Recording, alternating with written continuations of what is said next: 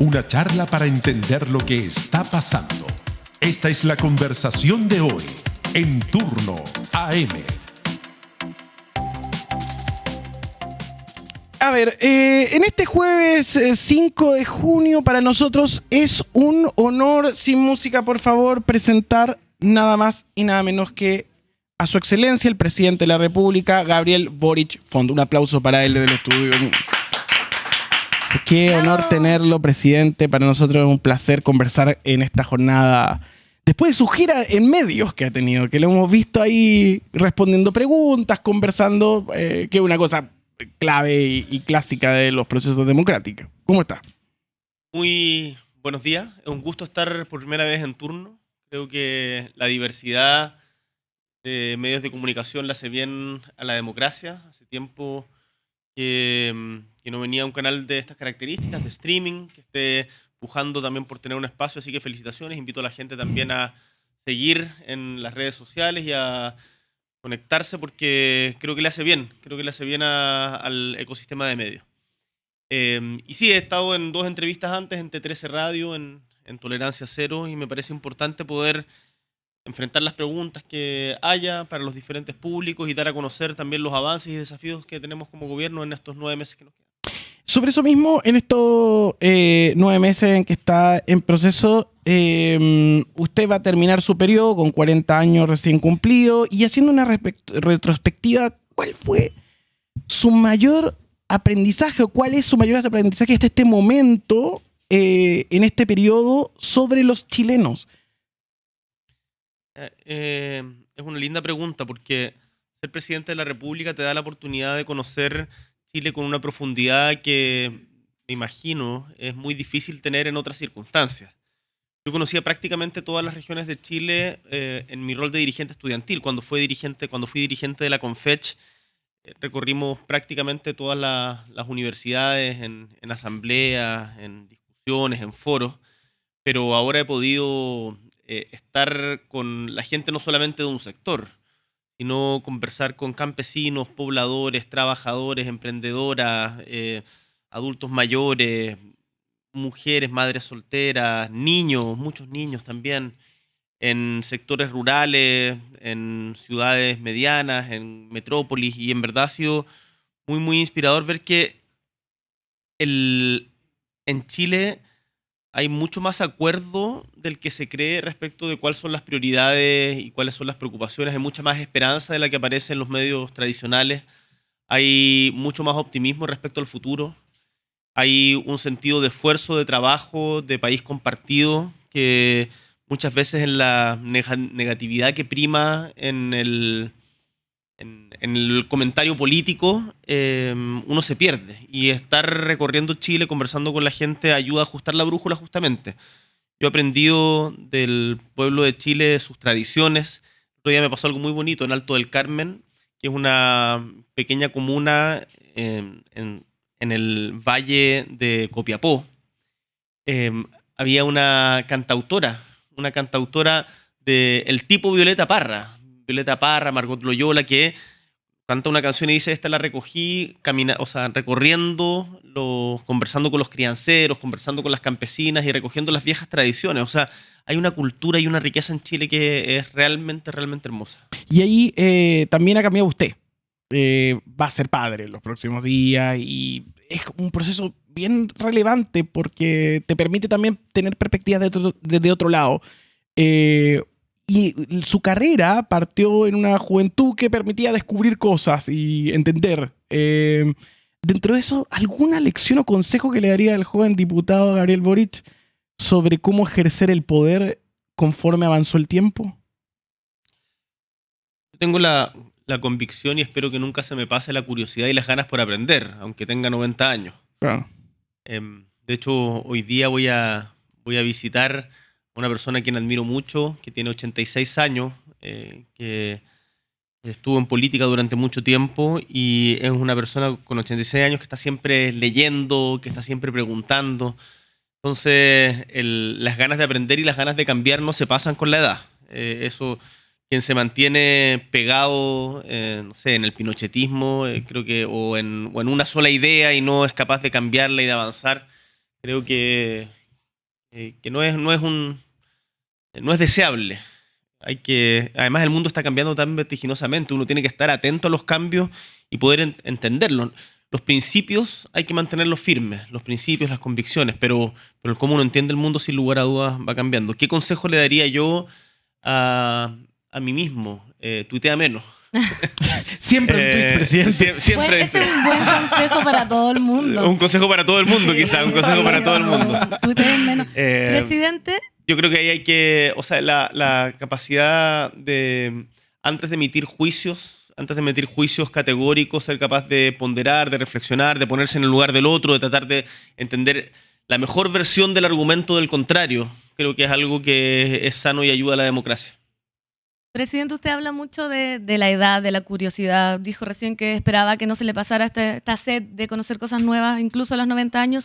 Una de las grandes críticas que se ha hecho en este gobierno es que es un gobierno un poco inexperto en función a la juventud. Ya que le queda poco tiempo, quedan 9 meses para que se acabe su mandato, ¿cree que esta crítica tiene asidero?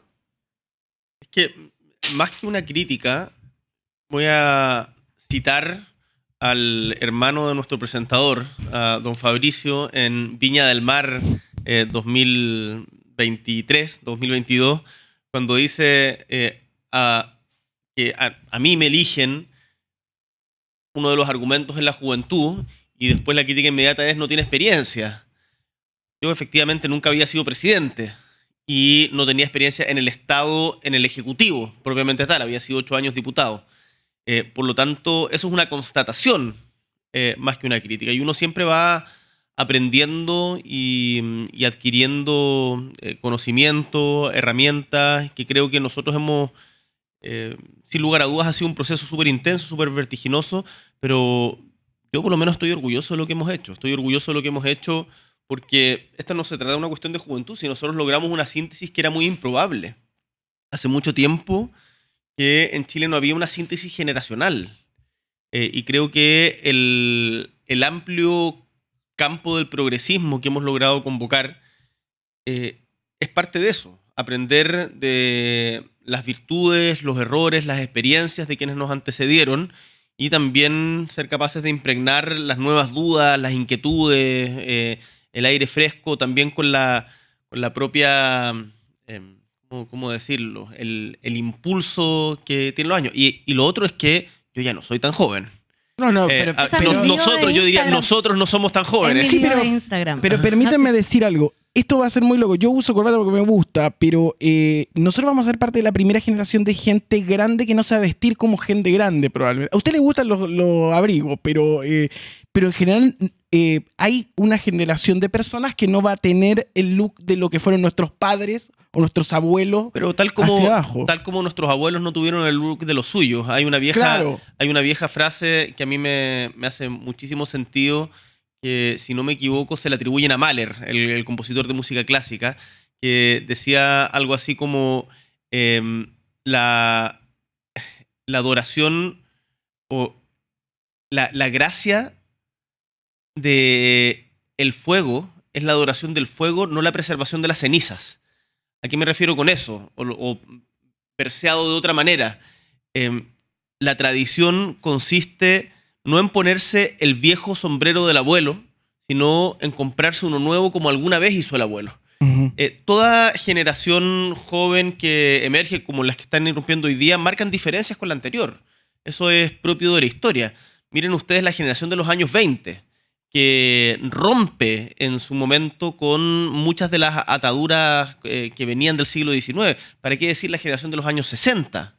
La misma generación de los 90, ejemplificada en la figura de Kurt Cobain en el mundo, o Marcelo Ríos en Chile, en alguna medida también marca un quiebre con lo que significaba antes. Entonces, toda generación tiene sus diferencias. Yo no haría de eso una virtud ni un motivo de desprecio. Pero sobre eso mismo hay una crítica de cercano, y yo creo que usted la ha recibido, y también de lejano, en relación a la izquierda, que es el ejercicio del poder. Y a usted le tocó un tiempo por lo menos tormentoso para poder hacerlo. Y vivimos el estallido social, después todo el proceso constitucional y hoy una administración. Hay quienes plantean que hay cosas pendientes sobre la ejecución de ese poder, como una especie de fantasía donde el presidente puede llegar a decidir cosas o direccionar cosas que a veces llegan a puerto y a veces no. ¿Usted siente que hay cosas pendientes? Porque, por ejemplo, muchas personas preguntan por el CAE, preguntan por la marihuana, preguntan por un montón de ítems. Voy a el ejercicio del poder en sí. ¿Tiene algún pendiente en estos meses? Porque también en ese cierre, que bien dice Fernanda, uno lo puede ver como crepuscular, pero también lo puede ver como un último impulso, un último punch. Creo que hay dos dimensiones de tu pregunta. Uno, respecto a los tiempos convulsos que nos ha tocado vivir. Y creo que eso hay que mirarlo con perspectiva histórica. Todo tiempo que le toca a un gobernante es en algún sentido convulso. Pienso a quienes gobernaron en la década de los 20, los 30. El 11 de septiembre de 1924, la gente no se acuerda o no lo tiene, porque cuando se habla de 11 de septiembre se piensa en el de 1973 o en el 2001, pero el 11 de septiembre de 2024, de 1924, en Chile hubo un golpe de Estado. En 1925 se promulga una nueva constitución que termina con el presidente fuera del país, exiliado en Italia, que vuelve 6 meses después llamado por los mismos militares, que después viene un interregno en donde se prueban diferentes tipos de gobierno, que incluso hay una república socialista de 100 días.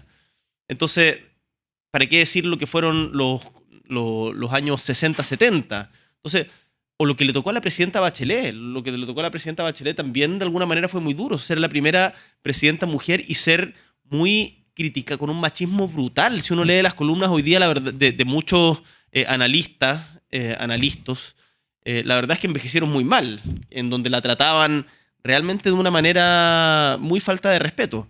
Entonces, o halagos como el primer socialista en la moneda, todo lo que se decía en un momento, un columnista llegó a afirmar, hay algunos que dicen que este gobierno no va a terminar. Eso pasó. Eso, Ascanio Cavallos tiene una columna diciendo se rumorea el rumor incómodo de los pasillos del Congreso. Entonces, todos los tiempos son convulsos. Y yo creo que uno no tiene que dramatizar en ese sentido los tiempos que le toca a uno. A mí me hace muy bien, esto lo he dicho varias veces, recorrer los pasillos de la moneda y mirar los cuadros de los expresidentes, imaginarme cómo Manuel Montt le tocó vivir una guerra civil en 1859 o Aníbal Pinto tuvo que enfrentar la guerra del Pacífico en 1879. En fin, para qué decir Balmaceda, 1891, etc. Dicho esto, el ejercicio del poder siempre es difícil, porque es imposible dejar contento a todo el mundo. Uno no es monedita de oro y acá estamos no para dejar contentos a todo el mundo, que es absolutamente imposible, ni para estar preocupado de subir en las encuestas en el fin de semana, sino de lograr materializaciones y políticas públicas que mejoren la calidad de vida de los chilenos y chilenas. Yo creo que nosotros hemos avanzado significativamente en eso, con las 40 horas, con el copago cero en salud, y hoy día la salud en la red pública es totalmente gratuita, con el royalty de la minería, que ha distribuido miles de millones de pesos a las comunas, a la mayoría de las comunas, pero en particular a las más pobres y a las comunas mineras, con la ley Papito Corazón, que ha pagado 52 teletones a mujeres y familias que habían sido abandonadas por hombres irresponsables en la crianza de los hijos, con el aumento del salario mínimo, etc. Quedan pendientes, por supuesto. Yo diría que hay voy a mencionar dos acá, que son prioritarios para nuestro gobierno. Uno es el proyecto de Sala Cuna. Hoy día muchas mujeres que quieren trabajar remuneradamente, porque sin lugar a dudas cuidar es trabajar, y eso hay que decirlo de manera muy clara, por eso hemos impulsado el Sistema Nacional de Cuidado. Pero muchas mujeres que quieren trabajar remuneradamente hoy día no lo pueden hacer porque tienen a cargo el cuidado de sus hijos. Y las mujeres que ingresan al mercado laboral son discriminadas por el hecho de ser madres. De hecho, la brecha salarial aumenta después de que tienen el primer hijo. Entonces, el proyecto de Sala Cuna tiene una perspectiva de equidad, de igualdad, que es tremendamente importante. A su vez, las salas cunas no son guarderías, sino que tienen un componente educativo muy importante. Por eso impulsamos la ley de modernización popular y que ya sacamos. Yo espero que la ley de Sala Cuna para Chile salga este año del Congreso. Y en segundo lugar, el CAE. El fin al CAE para nosotros es una prioridad. Es una prioridad porque es de justicia que los estudiantes y sus familias no terminen con endeudamientos acogotados hasta el cuello por el derecho a estudiar. Y en segundo lugar, porque para el Estado es tremendamente ineficiente en términos fiscales. Más de 9.000 millones de dólares ha gastado el Estado con los bancos, pagando finalmente siendo este aval.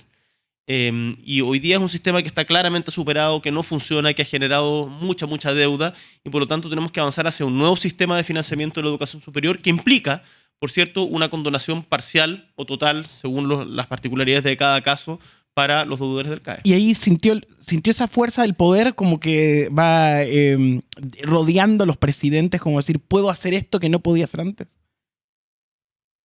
Mira, hay el ser consciente de que tus decisiones terminan afectando para bien o para mal, y por lo tanto, por eso es importante cómo uno las tome a tanta gente, hay que tomárselo muy en serio. Y eso es un llamado a hacer a dos cosas que pueden sonar contradictorias, pero el ejercicio del poder es hacerlas compatibles, que es ser capaz de reflexionar y a la misma vez ser capaz de decidir. Ejercer el poder no es para intelectuales de café, tampoco es para personas sumamente impulsivas. Hay que lograr un sano equilibrio entre aquellas y tomar decisiones reflexionadamente, pero no dejar de tomar decisiones. Presidente, y respecto a eso mismo, y mire, acá leyendo su biografía de Twitter, dice acá, la duda debe seguir a la convicción como una sombra. También se ha dicho, y la gente como que comenta de que usted en ciertas ocasiones podría ser como amarillo o como que no toma decisiones, pero ahora mismo usted explicándolo dice que hay como una dualidad en esto del poder. Le quiero preguntar, ¿qué ha sido más difícil para usted en este tiempo? ¿Sostener sus convicciones o pelear o aprender a dudar? Mira, eso es un parafraseo, el que aparece ahí, de Albert Camus, que uno de mis libros de cabecera y muy formativos fueron sus escritos, un resumen de sus editoriales del diario Combat, que era un diario clandestino de la resistencia francesa, en donde él era el editorialista. Y en un momento él dice justamente algo parecido a esto, digamos que en la vida la duda debe seguir a la convicción como una sombra. ¿Qué es lo que significa eso? Que hay que alejarse de los fanáticos. Hay que alejarse de aquellos que ante la evidencia no son capaces de cambiar de opinión. Hay que alejarse y combatir a quienes no son capaces de dudar de ellos mismos. Eso no significa ser tibio ni ambiguo respecto a sus principios. Yo tengo principios muy claros. Yo soy una persona de izquierda y he actuado en función de los principios que inspiran históricamente a la izquierda, y entiendo que eso no basta para formar grandes mayorías hoy día en Chile, y que por lo tanto tenemos que ir más allá, y que solo mis ideas, si yo tratara de implementar solamente lo que yo creo sin conversar con nadie, uno, fracasaría en el Parlamento porque no tenemos mayoría y así lo decidió el pueblo de Chile, pero además la política está para lograr transformaciones, no para quedarse tranquilo con uno mismo. Y yo creo que los avances que hemos tenido en nuestro gobierno, como te mencionaba antes, la gratuidad de la red pública en salud, el royalty, el copago cero, el aumento del salario mínimo, las 40 horas, los trenes para Chile, el acuerdo, la Estrategia Nacional del Litio, la protección de salarios, etcétera, van en línea totalmente con nuestros principios. Puede que uno avance en velocidades distintas a las que les gustaría, pero yo no tengo ninguna duda que hemos avanzado en la dirección que la gente sabía por quién votó. No, por favor. No, en la parte de llegar a acuerdos, que bueno, usted también como que increpó a José Antonio Kast, que dijo que no había llegado a acuerdos con nadie. Le quiero preguntar si hay algún acuerdo que usted haya llegado y que le haya dolido, o que haya dicho esto no salió tan bien, o que tuvo que ceder demasiado y transar un poco sus convicciones. No, la verdad que no. La verdad que no.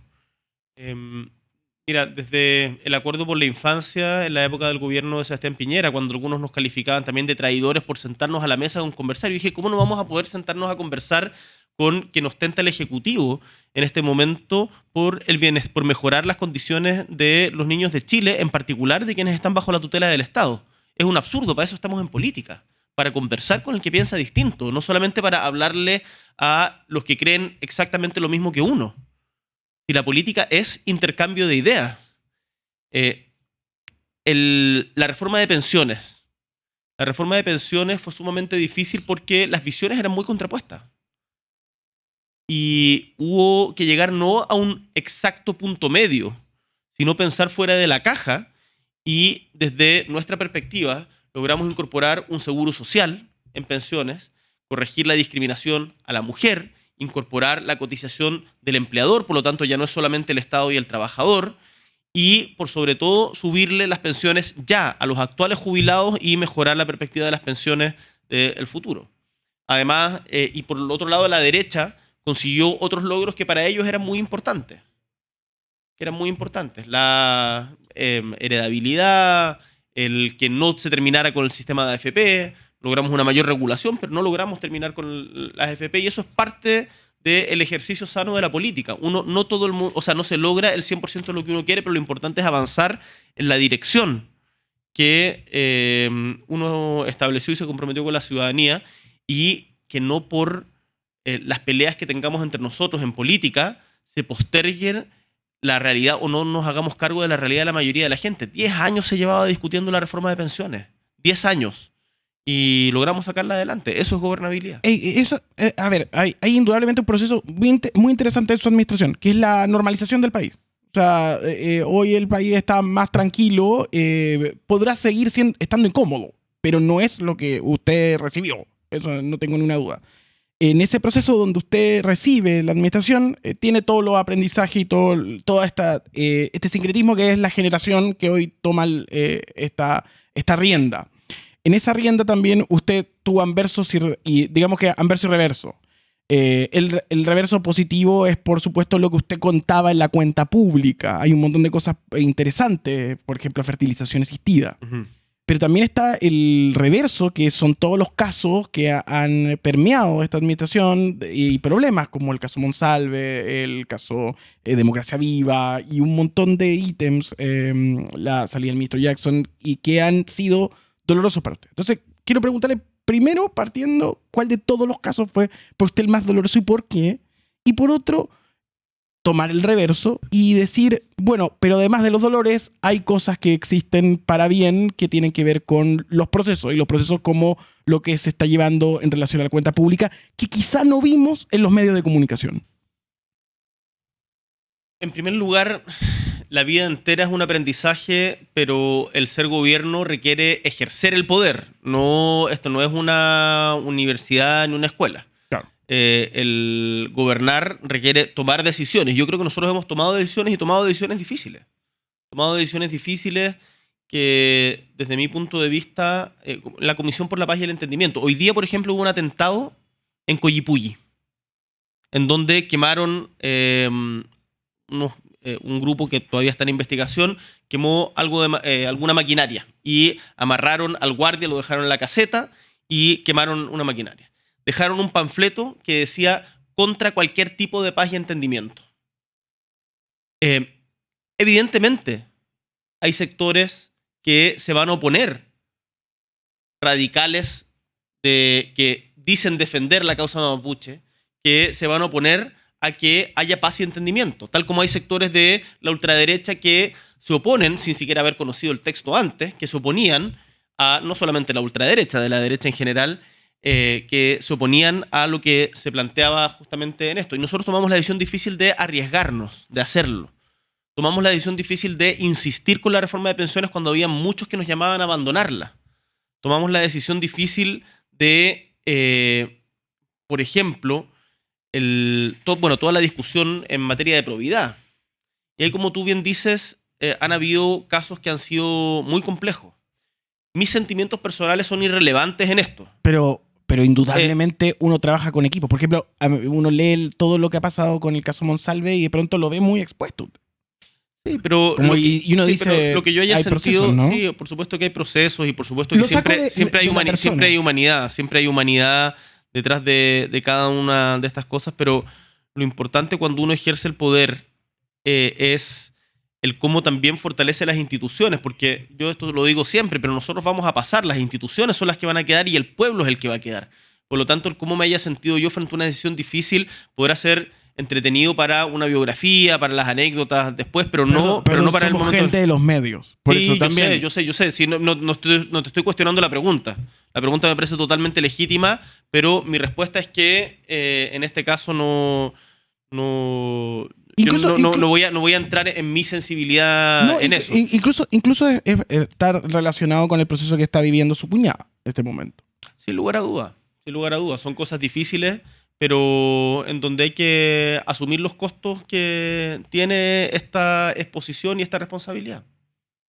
Y yo por lo menos los asumo con mucha convicción y tranquilidad, porque si algo tengo claro, y esto se lo puedo decir mirando a la cara a la gente que nos está viendo, pero también lo puedo conversar en cualquier lugar, es que tengo la conciencia plenamente tranquila de jamás haber metido las manos, de jamás haber tratado de otorgar ningún privilegio a cercanos ni familiares, y que siempre he reaccionado con el mismo estándar frente a los casos en donde han habido errores, delitos, mala fe o cualquier tipo de vulneración a el sentido del bien común.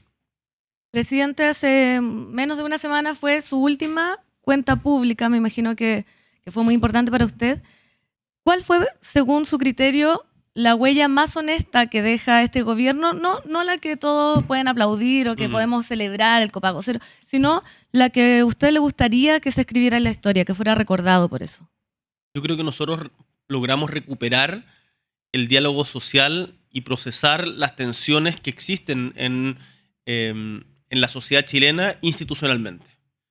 Y que nos hicimos cargo y supimos escuchar demandas que venían o interpretar demandas que venían, un malestar que es legítimo, como por ejemplo, insisto, que la salud no sea un negocio, el que uno no vive para trabajar, y que por lo tanto las 40 horas que ustedes recordarán se incluso burlaron cuando Camila Vallejo presentó el proyecto en el gobierno anterior.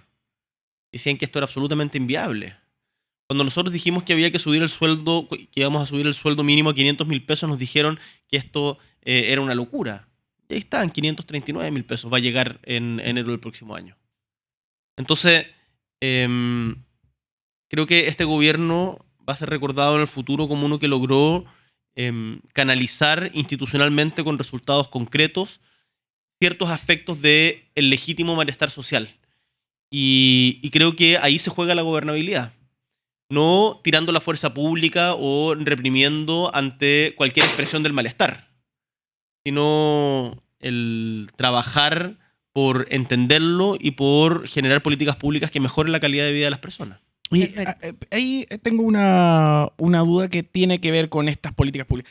A ver, en Chile, y es parte de de esa tensión que existe, hay personas con privilegio, y usted lo ha manifestado. Y esas personas con privilegio muchas veces quieren esconder algunos temas que indudablemente hoy están en la agenda pública. Uno es el secreto bancario. Un secreto bancario que también esconde muchas veces cómo se mueve todo el tema del narcotráfico y otro. Una ruta del dinero que sería más clara para las investigaciones. ¿Con qué dificultades se encuentra hoy la administración que usted empuja para poder desactivar eso que indudablemente a mucha gente tiene en este momento preguntándose por qué no pueden ir y saber cómo se mueve la plata? ¿Qué dificultad tenemos? Claro. La derecha. La derecha vota en contra en el Congreso. Esa es la dificultad. Cuando se habla de levantar el secreto bancario, nos está diciendo todos ustedes van a tener que pasarnos sus cartolas de cuenta y vamos a saber qué compraron en el supermercado.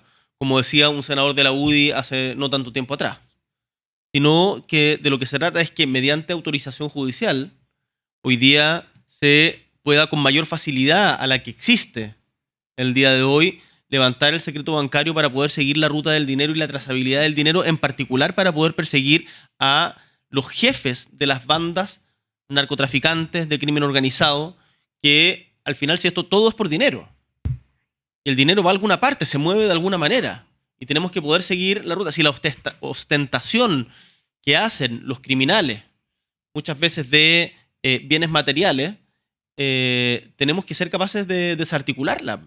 Y para eso el levantamiento del secreto bancario es tremendamente importante. Y por eso yo decía en la cuenta pública que no es coherente criticar la eficiencia en la persecución del crimen organizado en la mañana y votar en contra del levantamiento del secreto bancario por la tarde. Y por eso yo insisto, y lo vamos en la ley de inteligencia económica, como gobierno y como sector progresista vamos a insistir en la necesidad de levantar el secreto bancario. Y ahí, dentro de todo esto, de todo lo que está pasando, está la instalación de una derecha que cada día es más dura y, por no decir, ultra. En todo el mundo, no solamente acá. Dicen que le ha dejado el visto puesto a Marco Rubio dentro de toda esta conversación, como que va moviéndose desde continente hasta lo que es doméstico. Hoy esa ultraderecha tiene un poder de fuego muy fuerte sobre proyectos políticos, en especial una izquierda que se encuentra en este momento en proceso de cambio o de búsqueda de identidad en muchos de los casos. Que tiene cosas positivas como la diversidad de los candidatos en la primaria. Pero lo que quiero ir con esto es, en específico, presidente Gabriel Boric, que es un placer tenerlo en esta mañana en turno, es entender que usted va a salir de la administración y que hay mucha expectativa sobre su persona. Usted mismo ha manifestado ser escritor, a veces ha hablado de casa y todo el mundo como que se revoluciona, pero lo saco de lado y quiero llevarlo a su rol político. ¿Va a seguir en la conducción del proyecto del Frente Amplio? ¿Le interesa? Porque hay mucha gente que confía en usted. Yo veo de gente muy cercana y gente muy humana que ven usted honestidad para seguir empujando procesos. ¿Va a continuar una ruta de militancia? ¿Quiere dedicarse a la escritura? ¿Cuál es su camino? Ya. Déjame referirme brevemente a uno de los temas que tocaste al inicio de la pregunta, que es esta polémica artificial que se ha armado a propósito de Marco Rubio, la llamada del secretario de Estado de Estados Unidos. Lo dije ayer en otro programa, pero lo repito. A mí no me afecta en nada, ni me mueve un pelo la escandalera que hace la derecha por la decisión que tomamos. El candidato Kaiser acaba de hacer hace un par de horas todo un espectáculo que es absolutamente desproporcionado, muy cipayo. A mí me parece, en mi perspectiva personal, me parece realmente increíble. Está bien, siempre han habido en la política chilena quienes son amantes de potencias extranjeras. Nosotros hemos defendido una neutralidad estratégica en el actual contexto del mundo, en donde somos amigos y tenemos relaciones con Estados Unidos y con China, con India y con Brasil, con la Unión Europea y con los países del ASEAN. Entonces, lo que en estos alegatos y estos shows que puedan hacer a mí me son absolutamente indiferentes. Y lo que yo he dicho es muy claro. Los cancilleres hablan con los cancilleres y los presidentes hablan con los presidentes. Y yo soy presidente, y si el presidente de otro país, Estados Unidos, España, China, la India o Brasil quiere hablar conmigo, yo siempre lo voy a contestar al teléfono. Presidente con presidente. Y respecto a la otra pregunta, yo siempre, la política no es un hobby, sino que es una vocación. Y en nuestro caso, en los sectores progresistas, es una vocación por la permanente transformación social en función de principios como la justicia, la equidad, la igualdad, el desarrollo sostenible, la incorporación de nuevos temas en el debate público. Y eso siempre va a seguir siendo mi pasión. Y yo espero, desde el lugar que me toque, poder seguir aportando en eso. ¿Cuál es ese lugar después del 11 de marzo del 2026?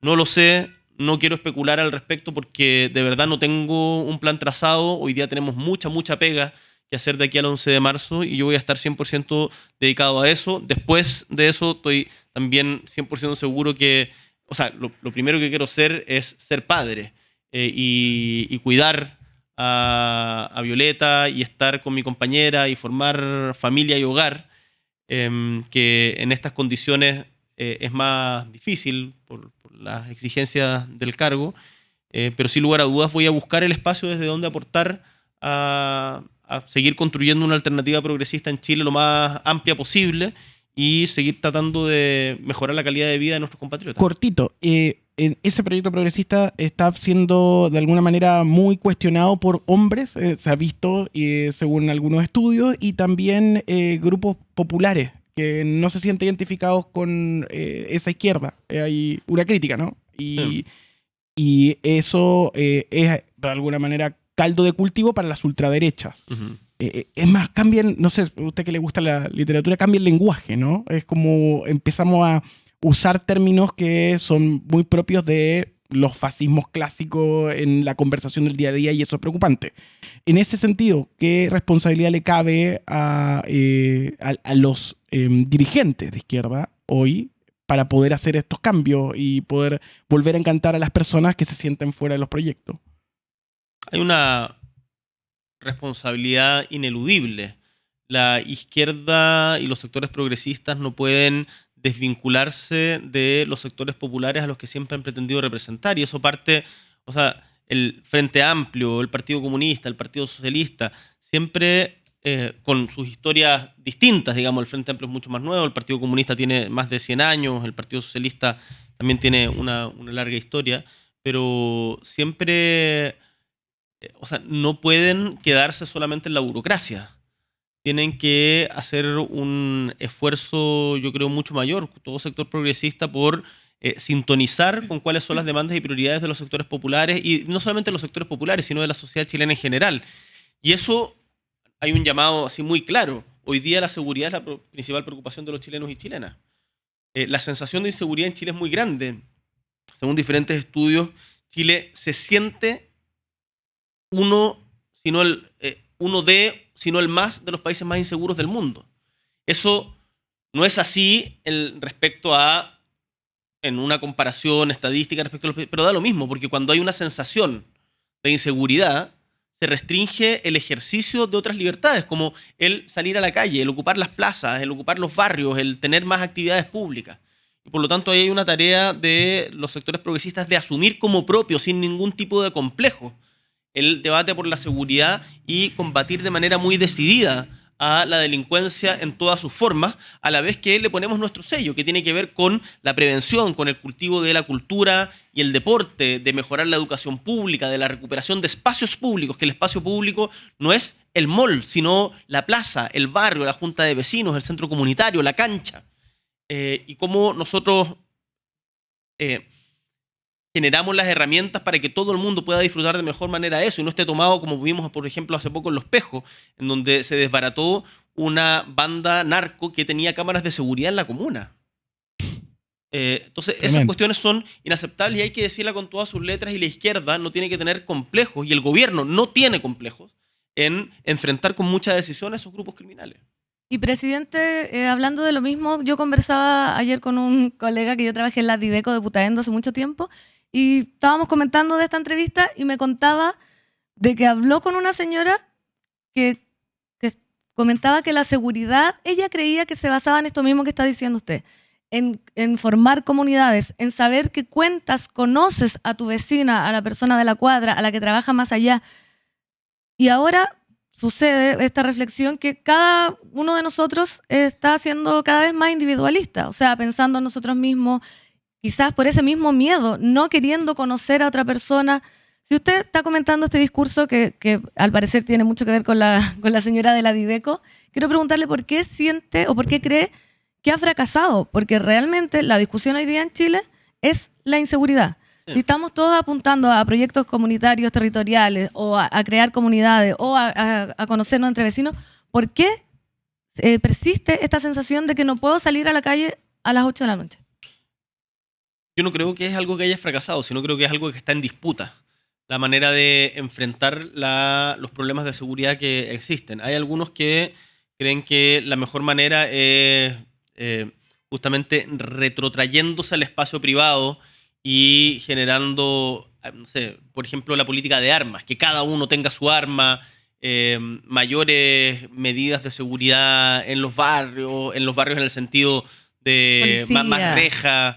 Y nosotros decimos combatir el delito con toda la fuerza de la ley. Por eso hemos aumentado el presupuesto de carabineros de la PDI y de Directemar, por eso hemos aumentado la dotación de carabineros y de la PDI y de Directemar. Directemar, para los que no conocen, es la policía marítima. Por eso hemos aprobado en conjunto de manera transversal, más de 60 proyectos de ley que refuerzan la institucionalidad. Por eso hemos destruido la mayor cantidad de armas en nuestro periodo de la que se había destruido en todos los últimos gobiernos. Por eso estamos trabajando de manera muy decidida en aquello. Pero no basta. Y también, justamente porque no basta, es que hemos aumentado de manera muy significativa el presupuesto en cultura. Porque yo estoy convencido de que la cultura crea comunidad. Totalmente. Por eso hemos aumentado de manera significativa el presupuesto en deporte. Porque también no solamente el deporte de alto rendimiento, que nos genera tanto orgullo, sino, de hecho, hoy día juega Chile contra Argentina en la noche y yo no pierdo la esperanza, soy un esperanzado empedernido. Y el deporte genera encuentro. Lo que nosotros decimos cuando inauguramos nuevos barrios, nuevas viviendas, hemos entregado más de 200.000 casas durante nuestro gobierno, es vecinos y vecinas. Acá, si ustedes se conocen, si ustedes se organizan, si ustedes cuidan los espacios públicos que se están generando a partir de esta nueva urbanización, van a tener un barrio más seguro. La pega de la seguridad, lo decíamos ayer en Los Andes, en donde inauguramos un nuevo cuartel de la PDI, es una pega del gobierno nacional, regional, municipal y de la sociedad civil organizada. Y ahí la gente y las comunidades son irreemplazables. Esto no se soluciona aislándose, se soluciona juntándose. Tengo una pregunta y un espacio en el final de esta conversación. Ha sido ¿Final ya? para sí, un Queda placer mucha. tener al presidente Gabriel Boric Fonte en esta mañana. Y por eso mismo vamos a hacer este ejercicio, porque creo que es importante escucharlo y por eso nos hemos dado este placer de poder conversar. Lo primero es, año 2004, el presidente era Ricardo Lagos y tuvo que enfrentar la renuncia de 2 de sus ministras principales. ¿Se acuerda? Michelle Bachelet y Soledad Alvear. Justamente para hacer una primaria presidencial que nunca se hizo, porque en parte Lagos insinuó que votaría por Bachelet. Me acuerdo esa entrevista en La Moneda. Mire, imagínese que usted vuelve en este proceso del 2025 y le toca hacer Lagos. En esa lógica como de déjà vu histórica. ¿Cómo lo ve? ¿Ve que estamos en un momento parecido con respecto a las 2 candidatas que están arriba? Usted me quiere invitar a tropezarme. O usar lo que hizo Ricardo primero, que fue usar el dedazo. No. No, es difícil No, usted llevarlo al dedazo. Yo estoy contento con que primero los sectores progresistas hayan conseguido llegar a acuerdo para tener una primaria amplia. Eso no era obvio y de hecho no fue fácil. Y el que hoy día tengamos una primaria competitiva que está siendo cada vez más atractiva, en donde se están debatiendo proyectos de futuro y también diferentes miradas respecto a Chile dentro de un marco común, a mí me parece tremendamente positivo. Yo le he exigido a mis ministros tener presidencia durante la primaria y por lo tanto no puedo sino adoptar la misma actitud. Lo que sí hago un llamado a la gente a participar. Son primarias voluntarias que se van a realizar el 29 de junio. Usted va a votar. Y yo voy a votar de Tiene todas clara maneras. su elección. Voy a votar de todas maneras y la participación en la primaria para mí es lo más importante. Está bien. Después podremos, harto tiempo después, contar respecto a las preferencias personales. Hoy día lo que me importa es la unidad del progresismo y creo que eso la primaria lo consolida. Y para cerrar, mire, es una pregunta que no se hace muy habitualmente, pero me permito dejarle este espacio, agradecido de que haya venido en nuestra iniciativa, que es un canal de streaming, que está haciendo cosas, intentando hacer cosas en un momento donde no hay mucha diversidad de voces. Lo hablamos con respecto a la delincuencia y sensaciones, etc. ¿Quieres dejarlo hablar? ¿Hay algo de esta gira, en esta visita a los medios, que le quedó pendiente y que dice, esto no he hablado y no pude profundizarlo? Puede ser fertilización asistida o algún otro ítem. Queremos escucharlo. Bueno, hay algunos temas que hemos planteado y estamos empujando desde el gobierno que efectivamente son súper importantes para muchas personas y que no han tenido quizás la difusión necesaria porque no son de titulares, pero sí cambian la vida. Tú mencionabas el de fertilización asistida, el que haya un proyecto de ley para no solo regular, sino promover para las mujeres que no pueden tener hijos la fertilización asistida y ayudar económicamente para que eso suceda, es tremendamente importante y no me cabe ninguna duda que hay muchas muchas familias que lo van a agradecer. También la ley de adopción, que logramos sacarla del Senado y está pronto a ser promulgada, falta poco. Un último trámite en la Cámara de Diputados que va a facilitar los procesos de adopción que hoy día se demoran infinito y son tremendamente burocráticos. Es una muy buena noticia. Creo que es súper importante también cuestiones como los cementerios de animales. Hay mucha gente que tiene mascotas, y que entienden a su mascota como un integrante más de la familia.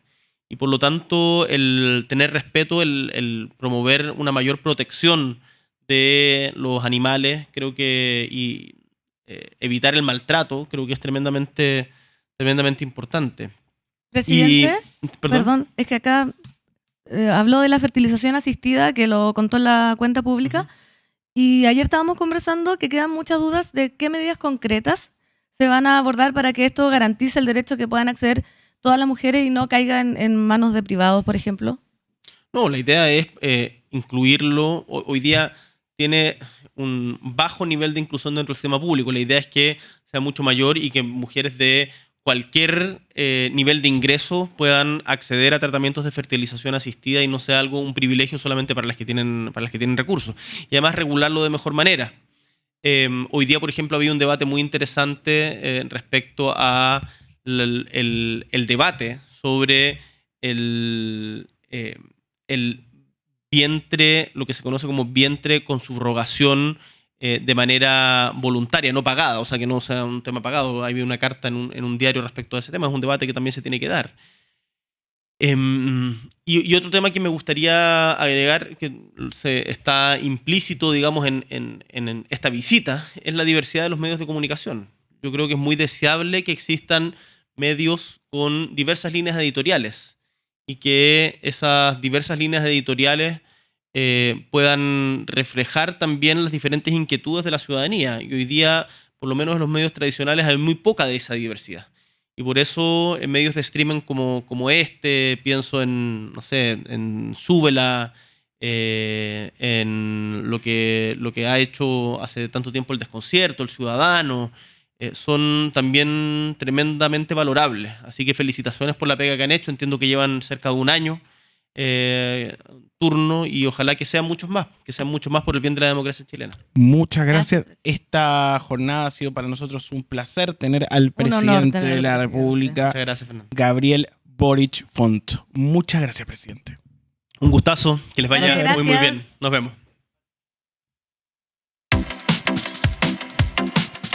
Una charla para entender lo que está pasando. Esto fue la conversación de hoy. En Turno AM.